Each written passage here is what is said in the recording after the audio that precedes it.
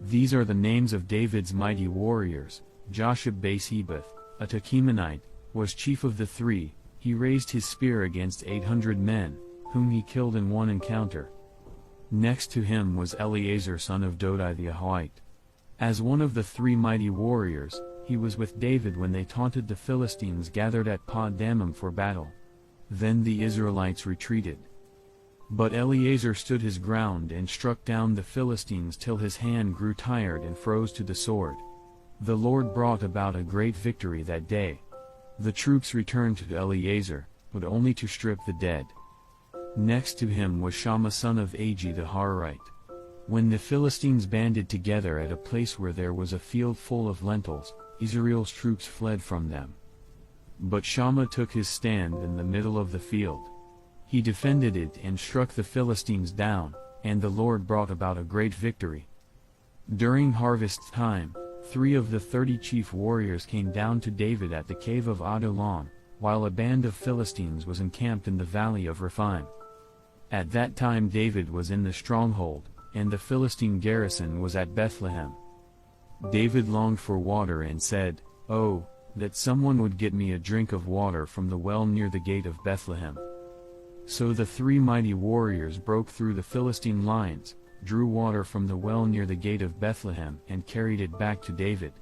But he refused to drink it. Instead, he poured it out before the Lord.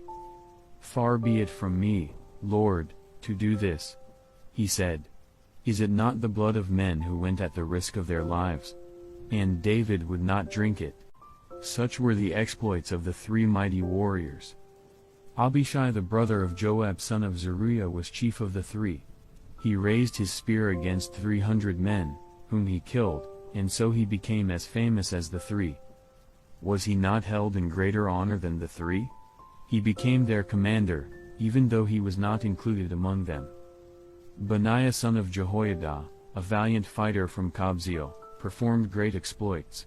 He struck down Moab's 2 mightiest warriors.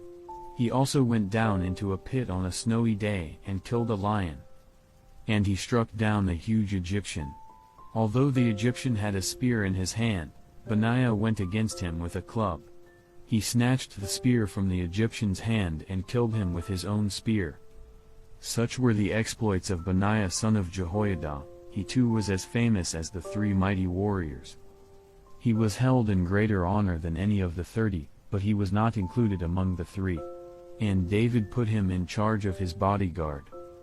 Among the 30 were, Asahel the brother of Joab, Elhanan son of Dodo from Bethlehem, Shammah the Harodite, Elika the Harodite, Helez the Paltite, Ira son of Ikesh from Tekoa, Abiezer from Anatoth, Sibbecai the Hushathite, Zaman the Ahohite, Maharai the Netophathite, Hold son of Baanah the Netophathite, Ittai son of Ribai from Gibeah and Benjamin, Benaiah the Pirathonite, Hiddai from the ravines of Gosh, Abi Albin the Arbathite, Asmaveth the Barhamite, Eliab the Shalbonite, the sons of Joshan, Jonathan, son of Shammah the Hararite, Ahiam son of Sharar the Hararite, Eliphalet son of Ahasbai the Maacathite, Eliam son of Ahithophel the Gilonite, Hezro the Carmelite, Parai the Arbit, Igal son of Nathan from Zobah, the son of Hagri, Zelek the Ammonite, Naharai the Beerothite, the armor-bearer of Joab son of Zeruiah, Ira the Ithrite, Gareb the Ithrite, and Uriah the Hittite. There were 37 in all.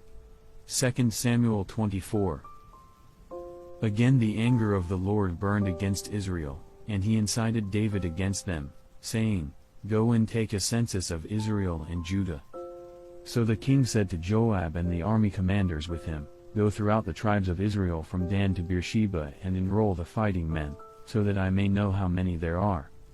But Joab replied to the king, "May the Lord your God multiply the troops 100 times over, and may the eyes of my lord the king see it. But why does my lord the king want to do such a thing?" The king's word, however, overruled Joab and the army commanders, so they left the presence of the king to enroll the fighting men of Israel. After crossing the Jordan, they camped near Aroer, south of the town in the gorge, and then went through Gad and on to Yazer. They went to Gilead and the region of Tadamhachi, and on to Dan John and around toward Sidon. Then they went toward the fortress of Tyre and all the towns of the Hivites and Canaanites. Finally, they went on to Beersheba and the Negev of Judah. After they had gone through the entire land, they came back to Jerusalem at the end of 9 months and 20 days. Joab reported the number of the fighting men to the king. In Israel there were 800,000 able-bodied men who could handle a sword, and in Judah 500,000. David was conscience-stricken after he had counted the fighting men, and he said to the Lord, I have sinned greatly in what I have done. Now, Lord, I beg you, take away the guilt of your servant. I have done a very foolish thing. Before David got up the next morning, the word of the Lord had come to Gad the prophet, David's seer. Go and tell David, this is what the Lord says, I am giving you 3 options. Choose one of them for me to carry out against you. So Gad went to David and said to him, Shall there come on you 3 years of famine in your land? Or 3 months of fleeing from your enemies while they pursue you? Or 3 days of plague in your land? Now then, think it over and decide how I should answer the one who sent me. David said to Gad, I am in deep distress. Let us fall into the hands of the Lord, for his mercy is great, but do not let me fall into human hands. So the Lord sent a plague on Israel from that morning until the end of the time designated, and 70,000 of the people from Dan to Beersheba died.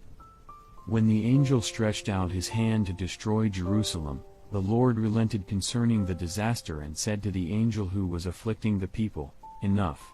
Withdraw your hand. The angel of the Lord was then at the threshing floor of Araunah the Jebusite. When David saw the angel who was striking down the people, he said to the Lord, I have sinned, I, the shepherd, have done wrong. These are but sheep. What have they done? Let your hand fall on me and my family.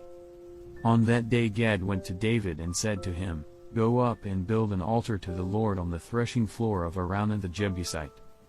So David went up, as the Lord had commanded through Gad. When Araunah looked and saw the king and his officials coming toward him, he went out and bowed down before the king with his face to the ground. Araunah said, Why has my lord the king come to his servant? To buy your threshing floor, David answered, so I can build an altar to the Lord, that the plague on the people may be stopped. Araunah said to David, Let my lord the king take whatever he wishes and offer it up. Here are oxen for the burnt offering, and here are threshing sledges and ox yokes for the wood.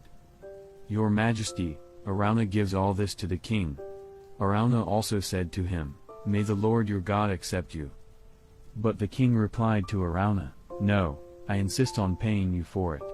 I will not sacrifice to the Lord my God burnt offerings that cost me nothing. So David bought the threshing floor and the oxen and paid 50 shekels of silver for them. David built an altar to the Lord there and sacrificed burnt offerings and fellowship offerings. Then the Lord answered his prayer in behalf of the land, and the plague on Israel was stopped. Psalm 74. O God, why have you rejected us forever? Why does your anger smolder against the sheep of your pasture?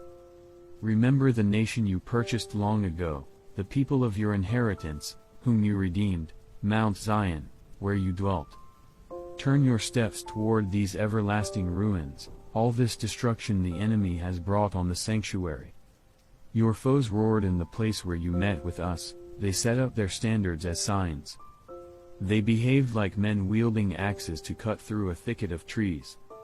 They smashed all the carved paneling with their axes and hatchets. They burned your sanctuary to the ground, they defiled the dwelling place of your name. They said in their hearts, We will crush them completely. They burned every place where God was worshipped in the land. We are given no signs from God, no prophets are left, and none of us knows how long this will be. As Peter traveled about the country, he went to visit the Lord's people who lived in Lydda. There he found a man named Aeneas, who was paralyzed and had been bedridden for 8 years. Aeneas, Peter said to him, Jesus Christ heals you. Get up and roll up your mat. Immediately Aeneas got up. All those who lived in Lydda and Sharon saw him and turned to the Lord.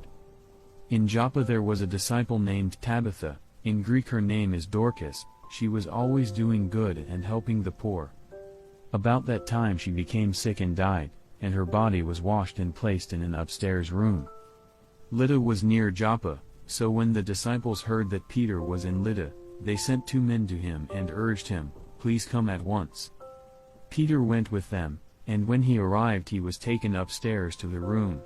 All the widows stood around him, crying and showing him the robes and other clothing that Dorcas had made while she was still with them. Peter sent them all out of the room, then he got down on his knees and prayed. Turning toward the dead woman, he said, "Tabitha, get up." She opened her eyes, and seeing Peter she sat up. He took her by the hand and helped her to her feet. Then he called for the believers, especially the widows, and presented her to them alive. This became known all over Joppa, and many people believed in the Lord. Peter stayed in Joppa for some time with a tanner named Simon. Acts 10. At Caesarea there was a man named Cornelius, a centurion in what was known as the Italian regiment. He and all his family were devout and God-fearing. He gave generously to those in need and prayed to God regularly. One day at about 3 in the afternoon he had a vision. He distinctly saw an angel of God, who came to him and said, "Cornelius." Cornelius stared at him in fear. "What is it, Lord?" he asked. The angel answered, "Your prayers and gifts to the poor have come up as a memorial offering before God. Now send men to Joppa to bring back a man named Simon who is called Peter. He is staying with Simon the tanner, whose house is by the sea." When the angel who spoke to him had gone, Cornelius called 2 of his servants and a devout soldier who was one of his attendants. He told them everything that had happened and sent them to Joppa. About noon the following day, as they were on their journey and approaching the city, Peter went up on the roof to pray. He became hungry and wanted something to eat, and while the meal was being prepared, he fell into a trance. He saw heaven opened and something like a large sheet being let down to earth by its 4 corners. It contained all kinds of 4-footed animals, as well as reptiles and birds. Then a voice told him, "Get up, Peter. Kill and eat." "Surely not, Lord," Peter replied. "I have never eaten anything impure or unclean." The voice spoke to him a second time, "Do not call anything impure that God has made clean." This happened 3 times, and immediately the sheet was taken back to heaven. While Peter was wondering about the meaning of the vision, the men sent by Cornelius found out where Simon's house was and stopped at the gate. They called out, asking if Simon, who was known as Peter, was staying there. While Peter was still thinking about the vision, the Spirit said to him, "Simon, 3 men are looking for you. So get up and go downstairs. Do not hesitate to go with them, for I have sent them." Peter went down and said to the men, "I'm the one you were looking for. Why have you come?" The men replied, "We have come from Cornelius the centurion. He is a righteous and God-fearing man, who is respected by all the Jewish people. A holy angel told him to ask you to come to his house so that he could hear what you have to say." Then Peter invited the men into the house to be his guests. The next day Peter started out with them, and some of the believers from Joppa went along. The